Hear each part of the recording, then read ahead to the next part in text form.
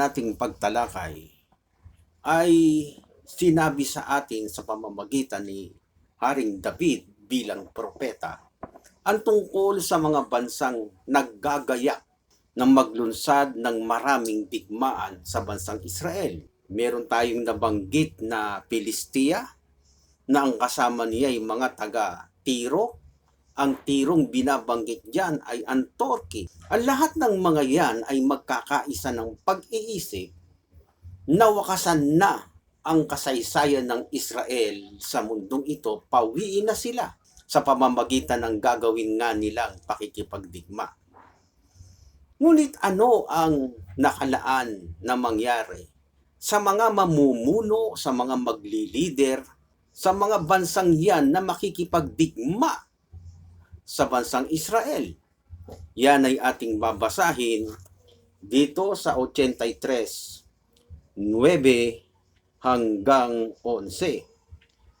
Gumawa ka sa kanila ng mga Madyanita, gaya kay Sisara, gaya kay Habin sa ilog ng Sidon, na nangamatay sa Endor.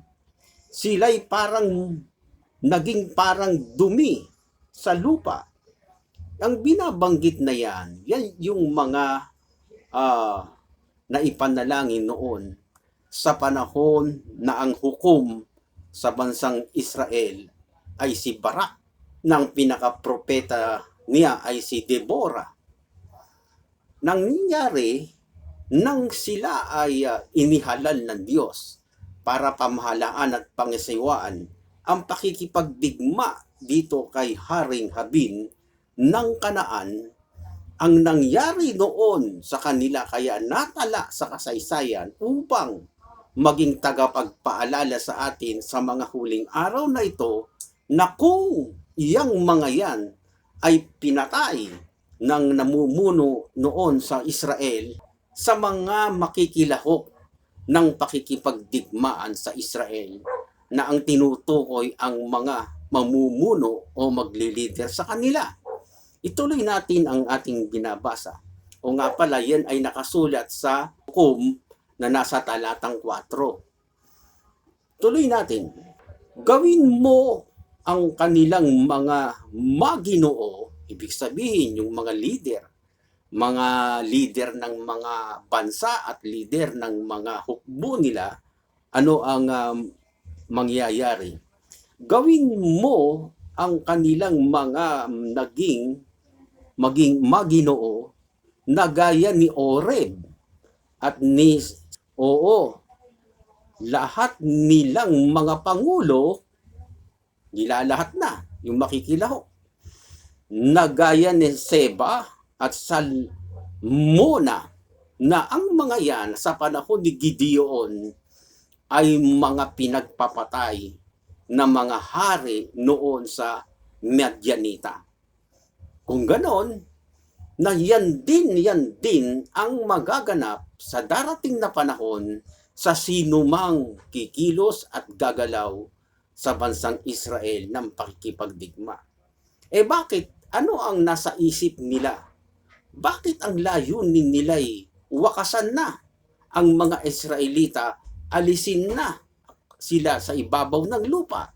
Basahin natin ang susunod na sinasabi, na siyang nagsipagsabi, kunin natin para sa atin na pinaka-ari ang mga tahanan ng Diyos.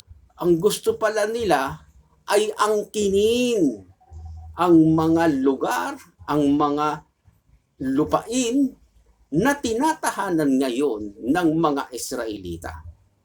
May masamang balak pala sila kung ganon. Alam din naman nila na yung lugar ng mga Israelitang yan ang tahanan talaga dapat ng Diyos. Ngayon, ano ngayon ang susunod na idinadalangin na mangyayari sa lahat ng mga bansang ito na magkakaisang makipagdigma sa bansang Israel sa hinaharap na panahon? Eto, tuloy natin. O Diyos ko, Gawin mo silang parang ipo-ipong alabok, parang dayami sa harap ng hangin, parang apoy na sumusunog ng gubat, at parang liyab na nanunupo ng mga bundok. Kaya't habulin mo sila ng iyong bagyo at pangilabutin mo sila ng iyong unos. Lipusin mo ang kanilang mga mukha ng kahihiyan upang kanilang hanapin ang iyong pangalan, o Panginoon. Mga pahiya sila at mangang lupaypay magpakailanman. Oo, mga pahiya sila at mga glipol. Yan ang nakataantang maganap at mangyari sa gagawin ng mga bansang yan na pakikipagdigma. Maraming pakikipagdigma ang gagawin ng mga yan. Ngunit ano ang nakasulat? Gaya ng nating nasasaksihan na ngayon, mayroong malalaking mga pagbaha, pag-ulan na nagaganap ngayon sa iba't ibang bahagi ng Middle East. Yang lahat ng yan ay pahiwatig na itong binabanggit ni Propeta David tungkol sa kanila, na gaya ng banggit dito ay gawin mo silang parang ipo-ipong alabok. Maraming mga malalaking buhawi ang makikita sa kanilang bansa sa darating na panahon. Maraming mga iba't ibang mangyayari sa kanila na ang lahat ng dahilan ng mga yan ay dahil sa pagkakasalang ginawa nila sa mga tao ng Israel. Ano ang dahilan ng lahat ng mga yan? Upang kanilang maalaman na ikaw lamang, na ang pangalan ay, ang nakasulat dito ay Jehovah. Pero pwede nating sabihin Elohim, Adonai, Hasim, o Panginoon, o Diyos, ang kataas-taasan sa buong lupa. Ano ang ibig sabihin ng sumulat na yan? Nasa kontrol ng Diyos, sa kamay makapangyarihang kamay niya ang magaganap at mangyayari, kaya ipinasulat yan dahil ganyang-ganyan ang magaganap sa ating panahon ngayon. Kung ganon, ang kasaysayan na hinaharap ngayon ng Israel sa kamay ng mga kanyang kalaban, matutupad at mangyayari. Kung papaanong mangyayari ang mga pakikipagdigmang gagawin nila, lalong mangyayari ang mga parusang gagawin ng Diyos sa kanilang mga bansa.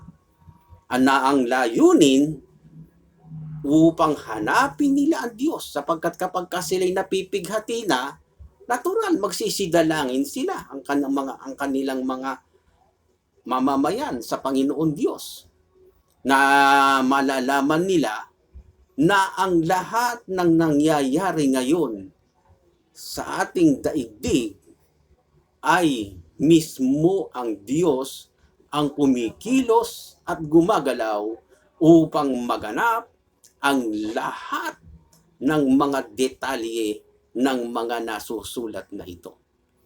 Ano muna ang magaganap at mangyayari bago magsagawa ng mga digmaan ang mga bansang nasa paligid ng Israel?